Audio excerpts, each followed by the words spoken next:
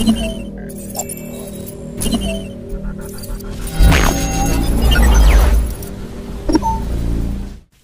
kan program Ki Kendi, tahu ya?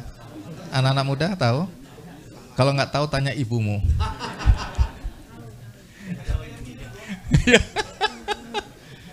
Saya bilang nggak bisa. Ini aset Banyumas yang menurut saya nggak boleh kita sia-siakan. Dari diskusi kami punya banyak mimpi lah. Dan kemudian waktu itu difasilitasi, disponsori oleh Bank Indonesia, tampillah Mas Rianto di Dieng Culture Festival. Bagi teman-teman yang nonton, menurut saya keren banget, kolosal, energinya dahsyat. Jadi saya bisa melihat kalau sesuatu yang sifatnya tadi nggak boleh bilang lokal, luhur, yang milik sebuah daerah, kalau itu dipentaskan dengan cara-cara yang berbeda, dengan koreografi, tampilan, lampu, baju, tata suara, dan sedikit modifikasi lagu, keren.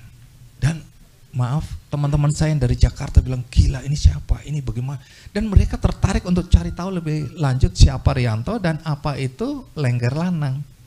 Jadi ini sebenarnya pintu masuk. Nah, hal yang sama ini akan berlangsung sampai malam. Jadi kalau moderator mau pulang silakan pulang ya. Kami akan jangan. Tolong di stop kalau memang kepanjangan. Karena pekerjaan saya memang ngomong. Istri saya bilang kalau saya nggak ngomong saya nggak kerja katanya. Ini eksploitasi perempuan oleh laki-laki oleh perempuan. Oke, mau klimaks. Oke. Nggak panjang-panjang, tapi nanti kita diskusi ya. Nah, satu hal lagi, kebetulan saya ini kan diminta menggantikan Mas Jaduk untuk menjadi Dewan Penasehat Jazz Gunung. Ya, Gunung Bromo, Gunung Ijen, dan kemudian kita akan bikin Gunung Toba. Nanti sebentar lagi kita mungkin kolaborasi dengan Batura Jazz, ya. Nah, dalam konteks saya dan Mas Jaduk, ini Dewan Penasehatnya ada Mas Jaduk, Mas Butet, Pak Sigit, dan kemudian setelah Jaduk meninggal, saya menggantikan. Karena sebelum Mas Jaduk meninggal, saya sudah terlibat sebenarnya di dalam kegiatan-kegiatan jazz gunung. Saya nggak cerita jazz gunungnya. Yang saya mau cerita sewu gandrungnya dan tari gandrung di Banyuwangi, ya. Saya sebenarnya senang cerita tentang Banyuwangi dan pembandingnya Jember Karnaval. Iya, karnival itu ya. Siapa teman kita almarhum ini, Dinan Faris. Saya bersahabat sama dia sampai akhirnya dia meninggal. Dan itu kehilangan rohnya, itu limbung sekarang itu karnival. Karena pemerintah daerahnya ini tidak memahami roh yang dijalankan oleh Mas Dinan Faris. Nah, ini nanti bisa jadi catatan kita. Kita boleh punya orang-orang sebagai motor penggerak di dalam kebudayaan di Banyumas, tapi waktu dia meninggal, apakah kemudian itu semangat itu, api itu bisa diwariskan atau mati terkubur bersama tokohnya? Ini menarik untuk kita diskusikan, karena di tempat-tempat lain saya lihat mati mengikuti tokohnya. Sayang sekali. Jadi itu nggak sempat diwariskan dengan baik. Nah, di dalam konteks Banyuwangi dan Sewu Gandrung, saya akhirnya berteman dengan Aswar Anas, ya, waktu itu bupati, sekarang istrinya yang jadi. Nah, dia menceritakan bagaimana dulu gandrung lah, tari gandrung itu dianggap kuno, tradisional, konvensional, dan hal-hal yang ketinggalan zaman, ya. Tapi ketika dia memberi panggung di pantai bagi anak-anak untuk menarikan, 1000 anak untuk menarikan tari gandrung, dan itu menjadi objek wisata, maka itu menjadi atraksi yang ditunggu-tunggu. Dan itu menggerakkan semangat, keinginan anak-anak untuk menjadi bagian dari tari 1000 gandrung. Bahkan waktu saya ada di rumahnya Pak Bupati, ada satu ibu-ibu membawa anaknya dengan wajah sedih, minta ibunya minta agar anaknya bisa tetap masuk menjadi salah satu penari Sewu Gandrung, dan dia menunjukkan bahwa dia sudah menjahit baju. Saya bilang, apa yang terjadi? Aswar Anas bilang, sekarang ini anak-anak di Banyuwangi punya mimpi untuk bisa menjadi bagian dari tari Sewu Gandrung. Bahkan mereka nggak dibiayain, mereka membiayain sendiri bajunya, dan mereka aktif untuk latihan tari gandrungnya itu. Oke? Jadi ini juga menarik. Artinya ketika panggung itu disiapkan, anak-anak diberi kebanggaan, maka minat mereka menjadi lebih tinggi dan tidak ada cerita mereka malu untuk menarikan tari gandrung. Padahal dulu dianggap aduh masa lalu, kuno, nggak kekinian dan seterusnya. Nah, saya kemudian melihat satu panggung, ini kan Sewu Gandrung ya, tarinya gandrungnya biasa-biasa aja itu, cuma gerakannya karena 1000 orang jadi atraktif. Nah, kemudian waktu sebelum pembukaan jazz Ijen, ini inisiasinya datang dari Pak Sigit. Pak Sigit itu dulu mantan direktur BNI, BCA, dia Himbara, orang perbankan. Tapi dia punya hotel di Bromo maupun di Ijen namanya Jiwa Jawa. Nah, dia menginisiasi kolaborasi antara tari gandrung, dan di situ ada sindennya, lupa. Saya undang ke KKN di sindennya, udah tua sekali. Karena menurut saya keren banget. Jadi sinden yang biasa-biasa aja, artinya yang masa lalu. Kalau dia sendirian nyanyi, semua kita tidur mungkin ya. Tapi begitu itu dijadikan diangkat ke panggung pertunjukan, maka kolaborasi antara tari gandrung dengan sinden ada di situ, tapi koreografinya diundang teman-teman dari Bagong Kusudiarjo, Mas Butet yang ajak orang-orangnya, coba kamu latih gerakan-gerakan yang lebih dinamis, tapi tidak meninggalkan kearifan luhurnya. Mau bilang lokal nggak berani sekarang ya. Kearifan luhurnya. Ini ocok ngancem gitu dong lain kali. Jadi kan takut saya jadi ngomong salah ini. Kearifan luhurnya itu tidak ditinggalkan, tapi kemasannya diubah sedemikian rupa sehingga koreografinya diganti, digabungkan.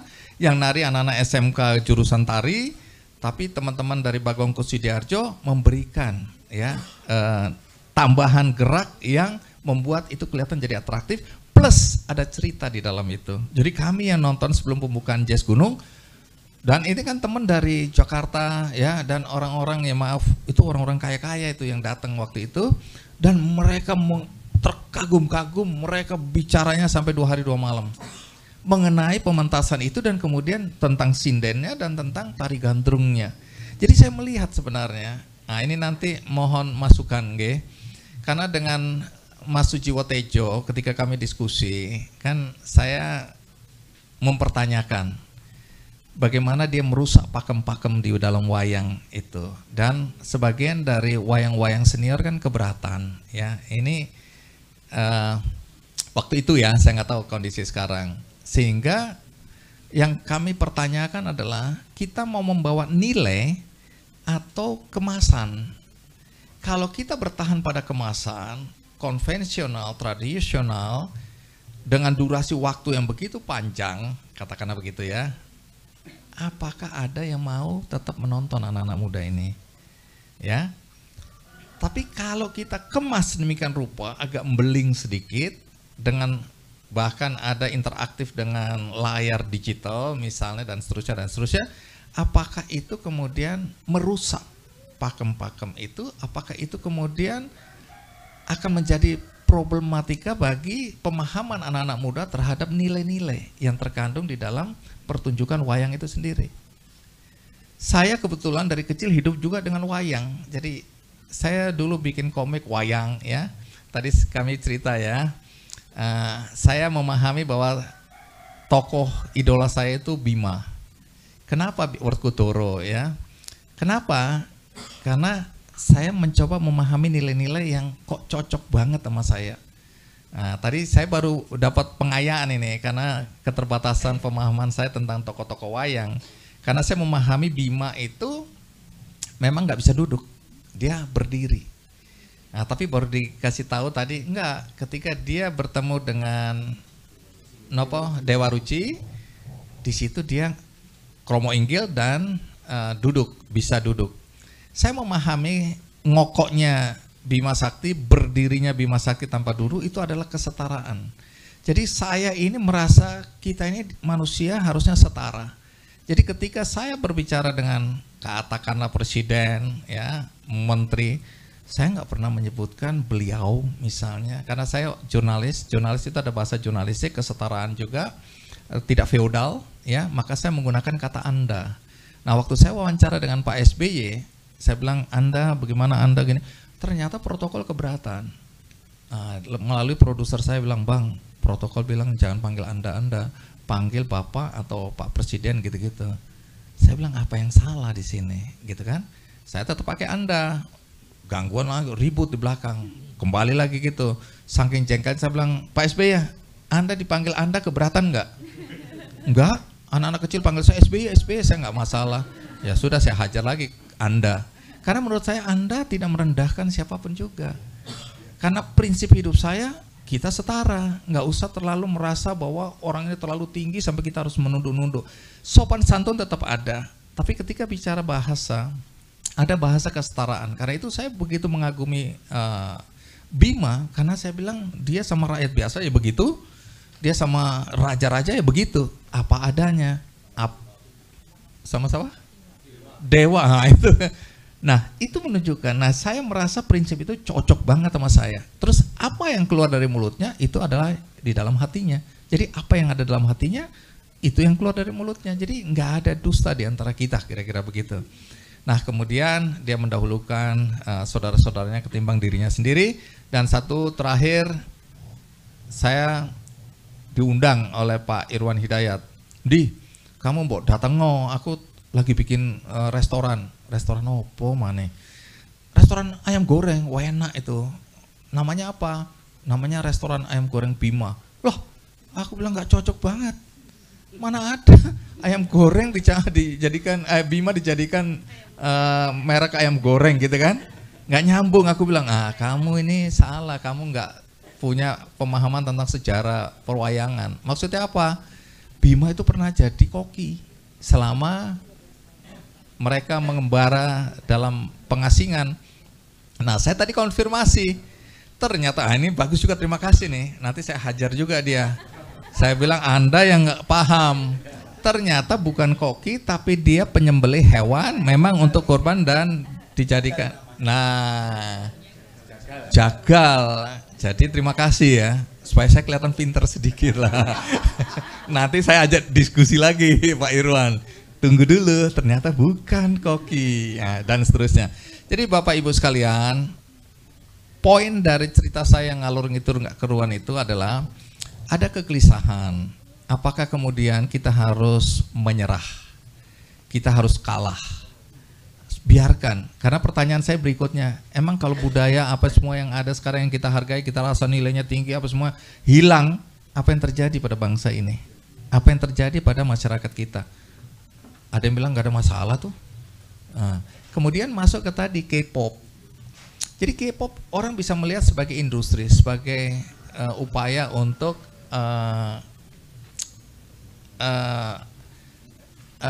industri lah, industri hiburan. Tapi saya bilang ini dahsyat sekali karena disupport sama pemerintahnya. Saya baru ketemu seorang penerbit, dia penulis tapi belakangan dia bekerja untuk penerbit. Dia menerbitkan buku-buku remaja Korea. Saya bilang, kalian kok sudah aneh. Selama ini mereka idealis banget gitu lah. Bang, ini gila pasarnya. Jadi satu buku Korea bisa menghidupi 10 buku-buku idealis. Yang kita baca tapi pembacanya sithik. Tapi ini dia bilang kopinya bisa sampai 15.000, 20.000, 30.000 cetak. Nah, kemudian jauh-jauh hari sebenarnya kita mau menolak atau mau marah pada anak-anak kita, remaja-remaja kita yang terpengaruh oleh K-pop ini. Tapi saya memahami karena begitu sih teman kita cerita, tahu nggak? Aku ini dapat 2 keuntungan. 1, aku jualan laku keras. 2, waktu aku mau mencetak buku ini disubsidi oleh pemerintah Korea. Jadi pemerintah Korea bilang, oh kamu mau terbitkan ini? Iya. Kamu mau berapa, cetak berapa banyak? Ya masih 5.000, jangan 20.000. Nanti kita akan subsidi. Pemerintah Korea mensubsidi percetakan Indonesia untuk. Nah saya membayangkan, saya jahatnya bilang, wah ini menciptakan pasar aja. Jadi mereka mempertahankan pasar, jadi setiap produk-produk kesenian dan kebudayaan mereka itu otomatis laku di Indonesia dengan pasar yang 270 juta orang. Nah tapi saya kemudian melihat dari perspektif yang berbeda, gila, ini serbuan budaya asing yang bukan saja di Indonesia. Kita lihat di Amerika, BTS sudah mendapatkan penghargaan Grammy Award, nggak masuk akal saya. Kemudian apa itu serdadu-serdadunya, apa itu arminya itu ada bukan di Indonesia tapi di hampir semua negara ASEAN dan di Eropa serta Amerika. Nah kemudian saya semakin yakin istri saya ini terlambat, sangat terlambat. Dan dulu dia bilang, aduh aku lihat cowok-cowok Korea tuh menjijikan ya, bibirnya merah, tamanya gitu, kemayu dan seterusnya. Sekarang katanya wajahnya kok jadi tampan-tampan semua ya. Dan yang menarik adalah dia menceritakan, kamu tahu nggak, kalau orang-orang di sana, anak-anak muda, kalau minum teh itu atau minum sesuatu, dia tidak akan berhadapan kalau orang tuanya begini, dia akan menyamping begini. Kemudian masak, sampai begitu masaknya. Saya bilang, oh gila. Jadi secara tidak langsung mereka mentransfer budaya mereka melalui tontonan-tontonan yang populer tadi. Nah ini kan apa ya, ini menurut saya terobosan gila dari Korea. Bahkan dulu kan kita lebih berkiblat ke Jepang. Tapi kenapa sekarang kita tergila-gila pada Korea, produk-produk Korea. Sekretaris saya itu udah 5 kali bolak-balik ke Korea. Hanya ingin tahu ini tempat syutingnya ini, sampai aku bilang kalian buang-buang waktu sebenarnya. Nah, tapi kurang lebih ada pertanyaan yang harus kita jawab hari ini. Apakah kebudayaan-kebudayaan asli kita dengan cara-cara atau kemasan-kemasan lama kita ini akan membuat semuanya tinggal sejarah. Dan satu hari kelak kita harus melihat kenyataan anak-anak muda generasi berikutnya sudah lagi tidak mengenali budaya-budaya kita. Nah itu pertanyaan besar yang mungkin harus kita jawab hari ini walaupun sampai jam 12 malam. Maaf terlalu panjang ya. Tepuk tangan untuk Kang Andi F. Noya. Sangat menarik sekali Bapak Ibu sekalian. Jadi kan beliau menyampaikannya banyak sekali ya. Dari A to Z-nya saya rasa banyak sekali pertanyaan yang ingin muncul dari Bapak Ibu sekalian. Monggo saya persilakan. Dari siapa dulu? Oke, silakan Mas.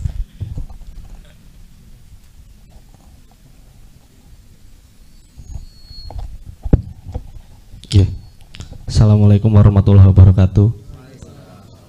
Perkenalkan yang belum kenal, saya Yakut Ceder, seorang dalang. Om Andi, salam kenal.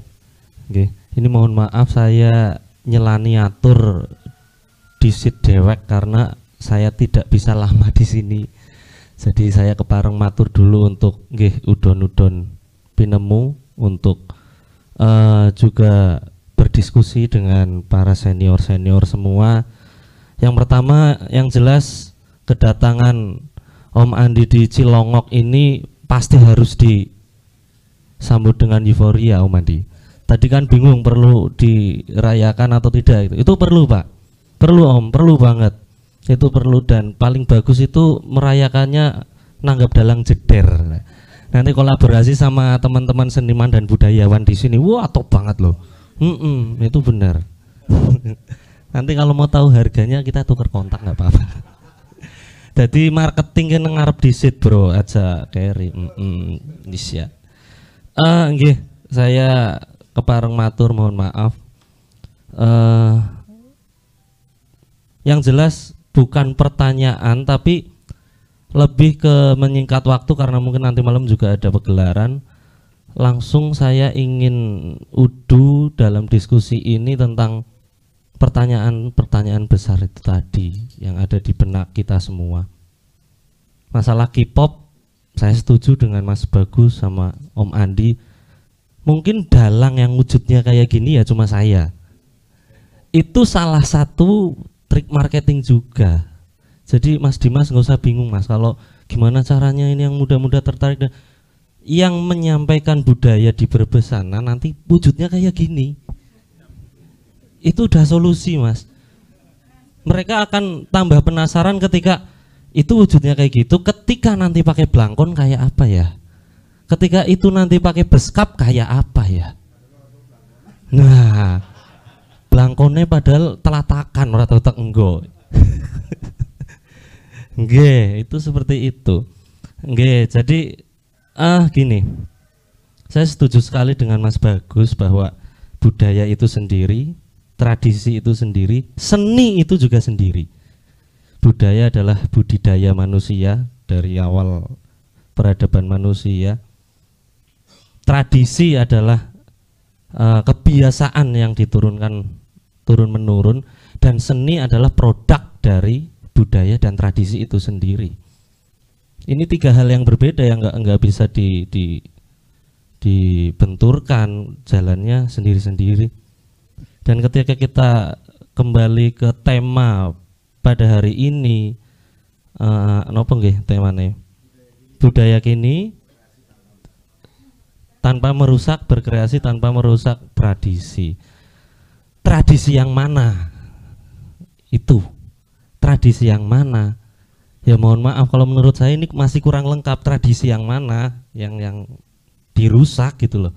Karena tradisi itu banyak sekali nggih Mas Bagus. Semua itu punya tradisi dan tradisi itu berkembang. Makanya Pade Jiwotijo, Abantus itu juga salah satu pembuka pemikiran seniman untuk lebih maju kalau menurut saya, karena sebenarnya bukan merusak pakem, tapi mungkin membuat pakem baru. Yang tidak boleh kita lakukan adalah merusak pakemnya si A, merusak pakemnya si B, merusak pakemnya si C. Tapi kita sama-sama manusia yang bisa membudidaya juga, yang bisa membuat tradisi baru juga untuk kedepannya, yang juga berhak untuk membuat pakem baru. Masalah diterima atau tidak itu urusan belakang sambil berjalan. Jadi kalau menurut saya nggak ada yang merusak pakem ketika dia tidak dengan jelas menjatuhkan pakemnya si A atau si B atau si C. Tapi membuat pakem baru itu salah satu hal yang penting. Jadi kalau menurut saya nggak usah bingung. Mas Bagus tadi bertanya, yang mana yang akan kita pertahankan, budayanya atau tradisinya? Yang mana cara mempertahankan dan melestarikannya berbeda ya Mas Bagus ya.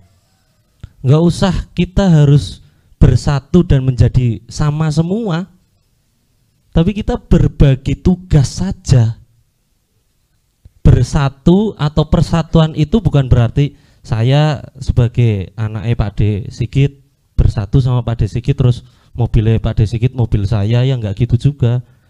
Istrinya Pak De Sigit istri saya apalagi, itu bukan kayak gitu juga. Istri saya istrinya Pak De Sigit ya bukan gitu juga.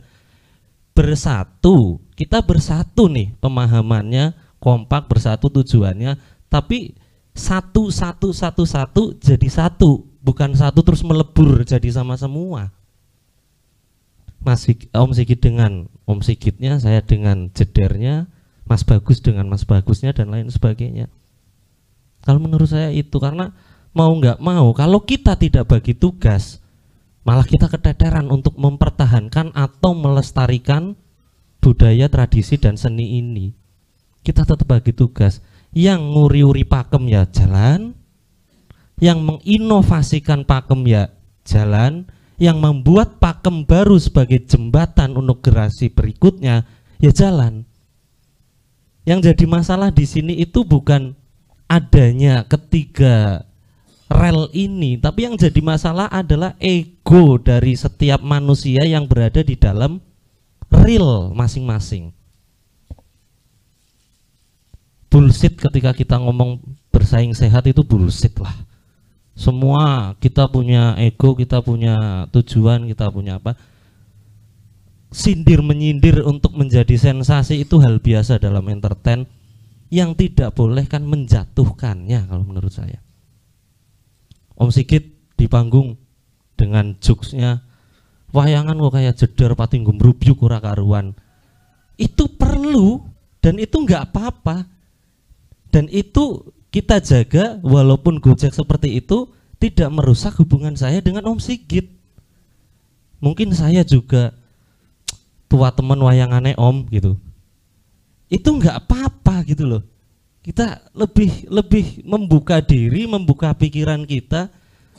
Yang nggak boleh adalah jangan nanggap dalang Sigit ya. Jangan nanggap dalang Jeder ya. Ini yang nggak boleh. Kalau cuma mengkritik, apalagi menyindir untuk menjadi keakraban, suatu jokes menjadi lebih akrab di panggung jadi gayeng, malah itu perlu. Mau nggak mau kita sebagai manusia butuh haters, bukan cuma butuh lovers. Karena haters ini yang di dunia entertain akan cepat menaikkan rating kita sekarang. Jadi menurut saya udah nggak ada yang perlu diresahkan sih. Tinggal kita menjaga di rel masing-masing, menghormati rel masing-masing, selesai, dan saling mendukung satu sama lain. Yang terakhir perlu cermat sekali posisi seperti Pak Suryono, mungkin nanti teman-teman kita yang di pemerintah, di instansi, menempatkan pembawa pementasan ini dengan tepat. Pentasnya dijaga Baya Nusantara, misal wayang, berarti dalangnya yang tepat di situ si A. Pentasnya di alun-alun, berarti dalangnya itu yang tepat si B. Di unsut apalagi itu lebih ekstrim lagi tantangannya kalau di unsut. Dalangnya yang tepat si C. Jangan sampai terjadi sebuah kisah-kisah yang kayak Om Andi kisahkan berulang. Yang niatnya mengenalkan malah akhirnya kita kalah, nggak mudeng, membosankan dan sebagainya. Nah, mungkin pemaparan saya hanya itu saja. Terakhir pertanyaan saya satu saja, Mas Moderator, terhadap Om Andi. Monggo, mau dirayakan kapan saya siap. Assalamualaikum warahmatullahi wabarakatuh. Waalaikumsalam warahmatullahi wabarakatuh. Terima kasih Mas Dalang Jeder. Gitu, oke. Untuk pertanyaan selanjutnya, satu pertanyaan mungkin dari Mas Sigit nih, mungkin. Nanti habis itu baru kita kembali kepada Kang. Assalamualaikum warahmatullahi wabarakatuh. Menyikat waktu, saya nggak banyak bicara. Bahwa hari ini suatu anugerah yang luar biasa dengan kedatangan Mas Andi, juga para tokoh-tokoh seniman, dan juga saya bangga sekali seniman-seniman muda Banyumas, ada Mas Jeder, ada Mas Panji, Mas Arka, juga seniman-seniman teater, pegiat budaya Mas Bambang Wadoro. Ini suatu potensi yang luar biasa, Mas. Dan sedangkan saya menyampaikan ke Mas Bagus, potensi dan apa yang sudah dilakukan ini, kontribusinya terhadap seni maupun budaya maupun tradisi ini patut dituangkan dalam sebuah tindakan nyata. Saya pernah mendengar bahwa Pemkab Banyumas memiliki dom di Bukit Bintang. Ini adalah suatu wahana yang sangat luar biasa. Sarana dan prasarannya sangat luar biasa. Nah, kita memiliki potensi-potensi Banyumas yang memiliki kemampuan luar biasa ini. Tinggal bagaimana menindaklanjuti dari hasil diskusi ini untuk tidak hanya sekedar pemikiran atau saran atau pendapat, tapi ada tindakan nyata. Jadi saya memimpikan sekali dari Mas Bagus yang punya kemampuan memanage juga punya kemampuan untuk pengalamannya juga, dengan Mas Andi F. Noya dengan pengalaman di bidang broadcast dan media. Kemudian ada Mas Yakut, anak-anak muda, ada Pak Sungging Soeharto sebagai penata karawitan dan tokoh Banyumas saat ini yang satu-satunya, karena Pak almarhum Pak Sugino dan Pak Sugito sudah berpulang. Saya yakin Banyumas dengan Mas Andi sebagai promotornya nanti, bukan hanya promotor bukan dalam hal finansial ya Mas, promotor dalam arti yang memiliki pengalaman untuk berbagi bahwa ada problem yang muncul bisa menjadi problem solver juga. Jadi sangat memimpikan dom ini nanti muncul kemasan seperti halnya yang dilakukan oleh Dieng Culture Festival, seperti halnya yang terjadi di Banyuwangi. Saya sangat yakin karena kita punya Mas Rianto, punya seniman lengger, punya seniman karawitan, pedalangan yang dikemas bukan hanya tradisi, tapi dikemas dengan bahasa Inggris, ya Alalan yang tonang Amerika 2 tahun dan membuat pegelaran layar panjang terbesar spektakuler pertama kali di Amerika di University of Michigan dengan 94 mahasiswa. Saya punya mimpi itu dan saya pernah berbicara dengan Mas Bagus, tapi karena ini padat modal, tapi saya yakin itu